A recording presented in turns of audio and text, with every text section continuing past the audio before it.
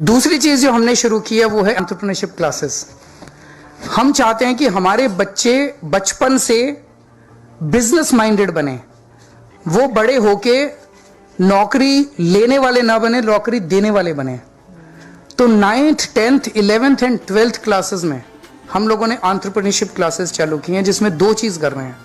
हमने हर बच्चे को 1000 रुपए दे दिए और हमने कहा कि अब कोई ऐसा बिजनेस सोचो जिससे 1000 को 2000 रुपए बनाना है, कैसे बनाओगे। तो बच्चे नए नए एक्सपेरिमेंट्स, जैसे एक क्लास में करीब 30-40 लड़कियां इकट्ठी हो गई और उन्होंने कहा हम पूल करेंगे, 30,000 रुपए हो गए हमारे, अब हम स्कूल में कैंटीन चालू करेंगे। That's very nice. So children have started thinking in those terms.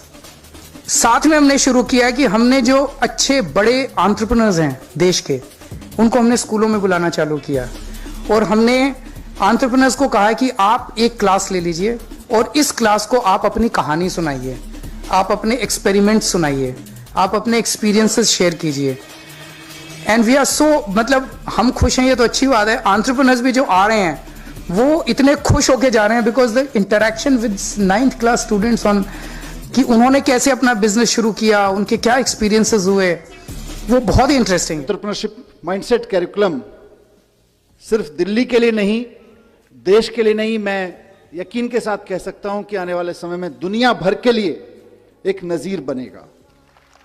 जिस तरह से हैप्पीनेस कैरिकुलम मात्र 6-7 महीने में पूरी दुनिया में इंटरेस्ट का विषय बना हुआ है, दुनिया भर के रिसर्चर्स, दुनिया भर के यूनिवर्सिटीज के लोग, दुनिया भर के मंत्री, वो इस बात को समझेंगे कि हमने बच्चे को स्किल्स तो दे दिए, नॉलेज तो दे दी, पर उस नॉलेज का बच्चा क्या करे, उस नॉलेज के सहारे अपनी जिंदगी कैसे जिए और दूसरों को जीने में मदद कैसे करे, उसको अगर अप्लाई करना है तो एंटरप्रेन्योरशिप कैरिकुलम को समझना पड़ेगा, एंटरप्रेन्योरशिप माइंडसेट को समझना पड़ेगा। यह बहुत बड़ी जिम्मेदारी भी है, चुनौती भी है। और मैं बड़ी बड़ी बातें छोड़ दीजिए, दुनिया देखे ना देखे, हमें तो अपनी प्रॉब्लम भी तो देखनी है। हमारी अपनी प्रॉब्लम्स कितनी हैं?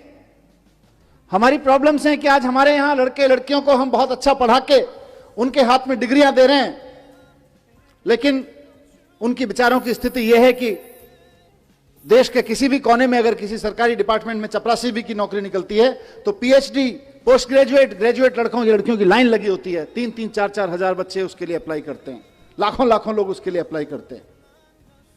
क्यों? क्योंकि हमने पीएचडी की डिग्री तो दे दी, नॉलेज तो दे दी, पोस्ट ग्रेजुएशन की डिग्री तो दे दी, नॉलेज तो दे दी, ग्रेजुएशन की डिग्री, नॉलेज तो दे दी, लेकिन उसका करना क्या है ये नहीं दिया।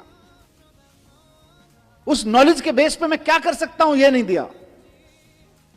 इस नॉलेज के बेस पे क्या कर सकते हैं, इसी का नाम एंटरप्रेन्योरशिप कैरिकुलम है, इसी का नाम एंटरप्रेन्योरशिप माइंडसेट है।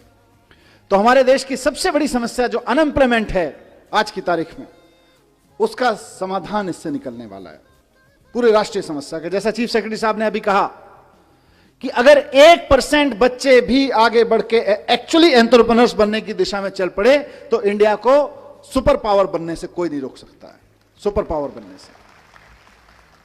यह बड़ा विजन है, बड़ा ड्रीम है, हमको सिर्फ एक क्लास का ड्रीम नहीं है।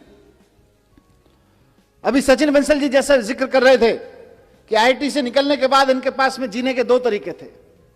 एक तरीका यह था कि ये नौकरी कर लें किसी बड़ी कंपनी में, और दूसरा तरीका यह था कि कोई अपना काम कर लें छोटा मोटा, जैसा भी छोटा मोटा से शुरुआत करें। इन्होंने पहले दूसरा वाला चुना कि पहले पहला वाला चुना, थोड़े दिन नौकरी करके देखने वाला, फिर उनको मजा नहीं आया, इन्होंने दूसरा चुन लिया और आज जितने की खुद नौकरी कर रहे होते उससे कहीं ज्यादा की नौकरियां 50,000 लोगों को दे रहे हैं। इसलिए इसका समाधान मैं निकलते देखता हूं, यह बहुत बड़ी बात है। मैं स्कूलों में जाता हूं आजकल, एंटरप्रेन्योरशिप कैरिकुलम पे जब से चर्चा हुई है, हैप्पीनेस एंटरप्रेन्योरशिप पे बात करता हूं, वहां उनसे पूछता हूं, बच्चों से, 1000 बच्चे सामने बैठे होते हैं, 2000 बच्चे सामने बैठे होते हैं, उनसे पूछता हूं कि आप में से कितने लोग नौकरी करना चाहते हैं। आप में से कई स्कूलों में आके मैंने ये प्रयोग किया है, 99.1%, 99.9% बच्चे तक कहते हैं साहब हम नौकरी करना चाहते हैं, असेंबली में बैठ के। मेरा सवाल हर जगह यही होता है, और आज भी मैं उसी सवाल के जवाब में एंटरप्रेन्योरशिप कैरिकुलम की बात करना चाहता हूं कि अगर हमारे स्कूलों से निकलने वाले 99.9 100% बच्चे अगर नौकरियां ढूंढते रहेंगे तो फिर नौकरियां देने वाले कहां से आएंगे? अगर हम सिर्फ अपने स्कूलों से नौकरियां ढूंढने वाले लोग पैदा करेंगे तो नौकरियां देने वाले लोग कहां से आएंगे? उसका जवाब एंटरप्रेन्योरशिप कैरिकुलम से हमें निकालना है। हमें और दूसरी चीज यह भी है कि सिर्फ नौकरी देना नहीं है, आप इसको देश के पॉइंट ऑफ व्यू से देखिए। आज हमारे मंच पर विनी बंसल जैसी शख्सियत बैठी हैं जिन्होंने एक बड़ी कंपनी में नौकरी की, एक अमेरिकन कंपनी में नौकरी की। आप सोच के देखिए कि किसी स्कूल में पढ़ते होंगे, वहां से निकल के उसी माइंडसेट के साथ की नौकरी करनी है, जाके अमेरिका की एक बड़ी कंपनी में नौकरी कर ली। अब नुकसान क्या होता है? नुकसान यह होता है कि हम और आप मिलकर बच्चों पे मेहनत करते हैं, मेहनत करके उसे IIT IIM भेजते हैं, उसके बाद अमेरिका की कंपनी में नौकरी करता है, क्योंकि हमारे यहां तो नौकरी देने वाले लोग हैं नहीं, नौकरियां बनाने वाले लोग हैं नहीं, नौकरियां प्रोड्यूस करने वाले लोग हैं नहीं, तो वो जाके अमेरिका की किसी कंपनी में नौकरी करता है। मुझे नहीं पता विनी भाई, लेकिन अमेरिका सारा स्किल के बावजूद अमेरिका की कंपनी में नौकरी करने के बाद आप सबके, हमारे सब मेहनत के बाद जो हमको हासिल होता है वो कुल मिला के एक लड़के की तनख्वाह हासिल होती है, इससे ज्यादा कुछ नहीं हासिल होता। और वो जब दुनिया भर के प्रोडक्ट अमेरिका की एक वेबसाइट पे सेल कराता है सॉफ्टवेयर बना के, तो फायदा फिर अमेरिका को होता है।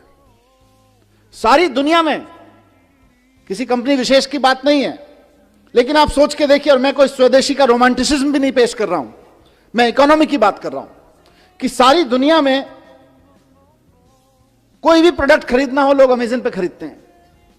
हमारे यहां का लड़का उसको चलाता है, मेहनत करके उसका सॉफ्टवेयर बनाता है, हमारे IIT से निकला हुआ। हमको खाली तनख्वाह हाथ में आती है देश को, देश की इकोनॉमी को, और अमेरिका को सारी दुनिया के जितने भी लोग उससे अमेज़न को यूज करके कुछ खरीद रहे हैं, उसका सारा प्रॉफिट अमेरिका में चला जाता है। फिर हम कैसे उम्मीद करें कि अमेरिका के मुकाबले हमारी देश की इकोनॉमी बढ़ेगी? देश की इकोनॉमी को जॉब सीकर्स आगे नहीं बढ़ाते हैं, देश की इकोनॉमी को जॉब प्रोवाइडर्स आगे बढ़ाते हैं। अगर हमको भारत को एक इकोनॉमिक सुपर पावर बनाना है, भारत की इकोनॉमी को लेकर हम कुछ सपना देखते हैं कि हमारा देश भी अमीर हो, तो सबसे पहले यह सुनिश्चित करना पड़ेगा कि हमारे देश का ब्रेन हमारे देश की इकोनॉमिक पावर बनाने में लगे। अभी हमारा देश का इकोनॉमिक ब्रेन अमेरिका और यूरोप के देशों की को इकोनॉमिक पावर बनाने में लगा हुआ है।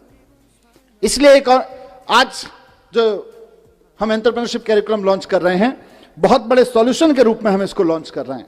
और मैंने कई मंचों पे कहा है और यहां कहना चाहूंगा, दोनों चीजों में, इकोनॉमी के पॉइंट ऑफ व्यू से भी और जॉब के पॉइंट ऑफ व्यू से भी। और इसको गांठ बांधने मैं चाहता हूं सारे प्रिंसिपल, सारे टीचर्स, हमारे जितने साथी हैं,